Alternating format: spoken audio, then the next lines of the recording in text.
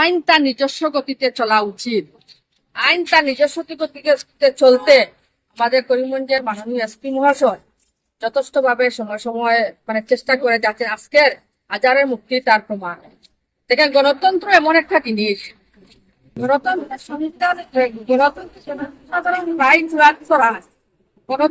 জনসাধারণের ভিত্তি করে এগুতে হয়।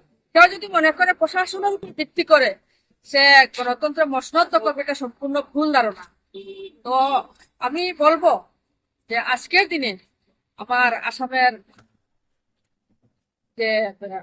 আমাদের দক্ষিণ করিমগঞ্জের যে বিধায়ক সিদ্দিক আহমদ মহাশয়, ওনাকে বলবো উনি যেন মিথ্যার আশ্রয় না নেন।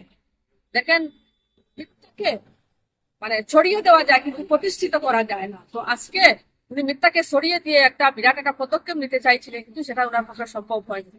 সত্য পাতা কেনা সত্য বেরিয়ে আসে।